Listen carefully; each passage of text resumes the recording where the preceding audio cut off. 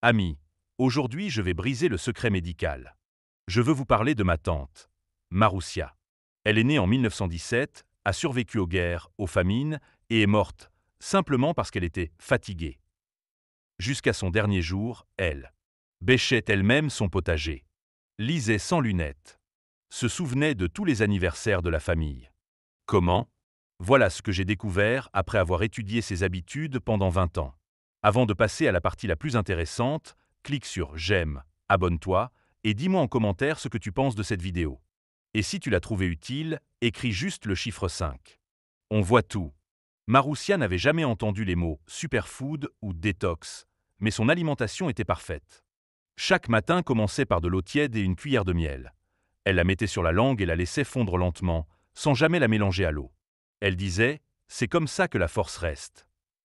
Ensuite venait du fromage blanc, mais pas n'importe lequel, avec de l'ânette et de l'huile de lin. C'était son « médicament pour les intestins », plaisantait-elle. Un déjeuner sans soupe? Inimaginable.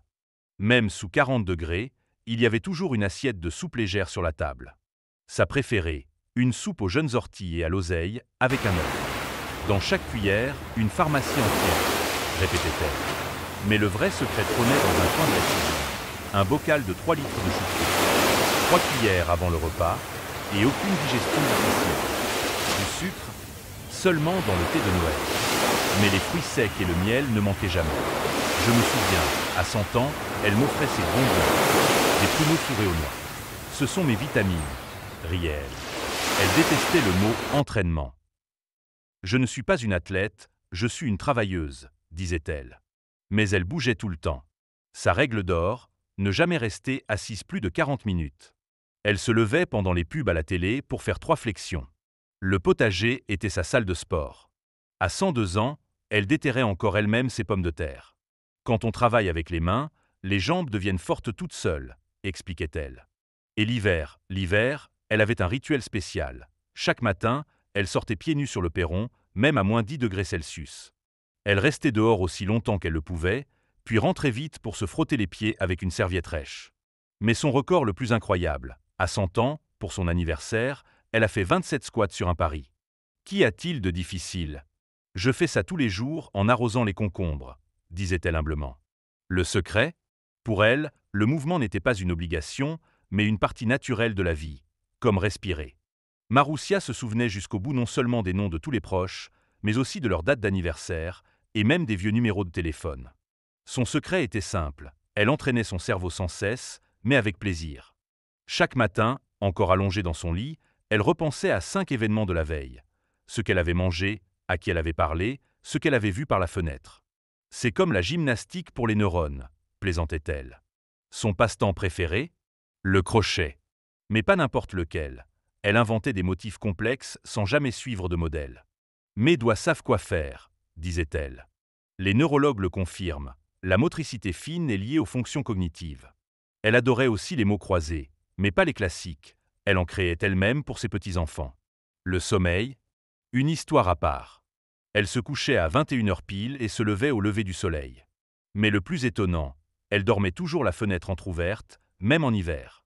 L'air frais, c'est le meilleur oreiller, affirmait-elle. Et en effet, des études montrent que l'air frais améliore la qualité du sommeil. Maroussia a survécu à 3 AVC, à la perte de son mari et à la guerre, mais elle ne s'est jamais découragée. Elle avait une philosophie étonnante. On peut se fâcher, mais pas plus de 5 minutes. Elle avait même un minuteur spécial. Quand elle se mettait en colère, elle le déclenchait, et au bout de 5 minutes, elle passait à autre chose de plaisant. Chaque jour devenait pour elle une petite fête. Un simple thé à la menthe se transformait en cérémonie. Beau service, serviette, conversation tranquille. La vie, c'est comme le thé, disait-elle. Si tu le bois à la va-vite, tu ne goûtes rien. Mais son plus grand secret de longévité? Les liens sociaux. Maroussia écrivait activement à ses 17 petits-enfants et arrière-petits-enfants, elle se souvenait de leur passion. Chaque semaine, elle réunissait les voisins, ils jouaient au loto, discutaient des nouvelles. Des études récentes confirment, la solitude vieillit plus vite que le tabac. Et elle avait compris intuitivement. Encore une de ses habitudes, la gratitude. Avant de s'endormir, elle repensait à 3 bonnes choses arrivées dans la journée. Même dans les moments les plus durs, elle trouvait une raison de dire merci. au soleil par la fenêtre, au pain délicieux, à l'appel de sa petite fille. Cette pratique simple, on le sait maintenant, réduit considérablement le stress. Maroussia était une femme étonnamment moderne, malgré son âge. Elle évitait instinctivement bien des choses que la science juge aujourd'hui nocives. Par exemple, elle ne prenait jamais de vitamines en comprimé. Pourquoi de la chimie quand on a du tilleul et des cynorrhodons, disait-elle en montrant ses réserves de plantes séchées. Chaque matin, elle les infusait dans une grande théière en faïence qu'elle appelait sa pharmacie. Elle refusait catégoriquement le tensiomètre, même si moi, en tant que médecin, j'insistais. Je sais bien que je suis en vie, mon cœur bat, mes jambes marchent, riait-elle. Étonnamment, sa tension était toujours normale, même à 104 ans. Elle tombait rarement malade, et lorsqu'elle attrapait un rhume, elle se soignait avec des cataplasmes de moutarde fait maison et de la confiture de framboise. Elle avait une approche particulière des antidouleurs. Pour les maux de tête, elle buvait une infusion d'origan. Pour les douleurs articulaires, elle se frictionnait avec une teinture de misère dorée, Calisia fragrant. Les comprimés, c'est en dernier recours, disait-elle.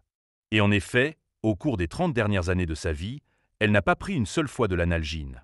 Son remède contre tous les maux était simple, un sauna avec un balai de bouleau une fois par semaine et un verre de jus de viorne avec du miel ensuite. Mais le plus étonnant, c'était sa vision de l'âge. Elle ne fêtait plus ses anniversaires après 90 ans.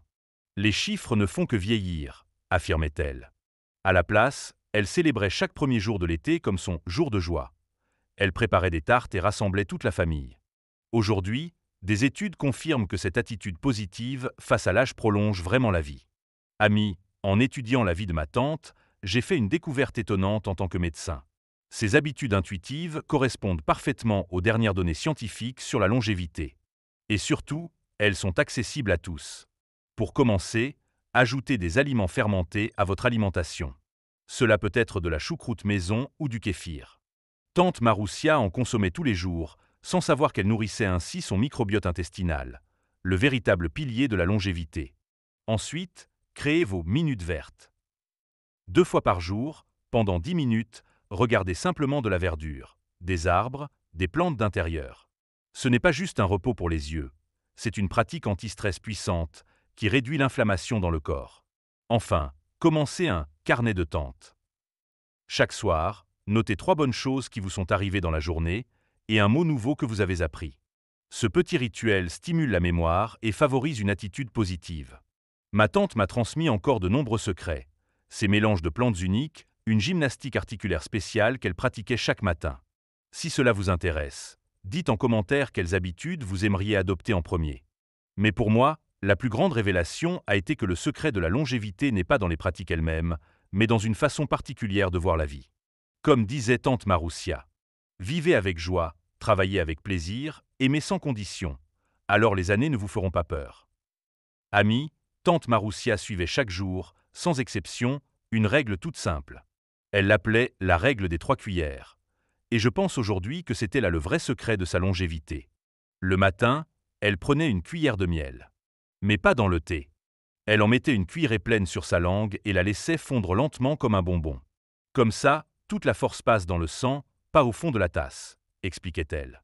Des études modernes confirment que l'absorption lente du miel par la muqueuse buccale renforce ses propriétés bénéfiques. Avant le déjeuner, elle prenait une cuillère d'huile de lin. Pas dans une salade, mais pure, une cuillère à soupe exactement, comme un médicament. C'est le lubrifiant des articulations et la nourriture du cerveau, disait-elle. Aujourd'hui, on sait que les oméga-3 de l'huile de lin réduisent l'inflammation dans tout le corps. Le soir, elle mangeait 3 cuillères de choucroute. Toujours avant le dîner. Pour que la nuit, le corps se nettoie, au lieu de digérer, disait-elle. Les produits fermentés soutiennent effectivement le microbiote intestinal, base de notre immunité. Mais le plus important, c'était le rythme. À 7 heures du matin, à 13 heures et à 18 heures, sans exception. Habitue ton corps à l'ordre et il te servira 100 ans, répétait ma sage-tante. Essayez de suivre cette règle pendant au moins un mois et écrivez en commentaire les changements que vous avez ressentis. Je suis certain que vous serez surpris. Et si vous voulez découvrir plus de secrets de Maroussia, son thé médicinal, cette force, ou sa gymnastique matinale pour les vaisseaux, mettez un j'aime et abonnez-vous. Dans la prochaine vidéo, je partagerai ses notes personnelles de son journal.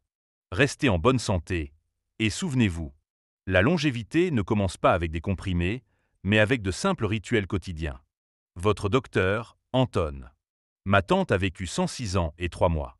Ses derniers mots furent: la vie, c'est comme le miel. Plus c'est lent, plus c'est doux. Abonnez-vous à la chaîne si vous tenez à votre santé et à votre qualité de vie. Et rappelez-vous, après 50 ans, tout ne fait que commencer.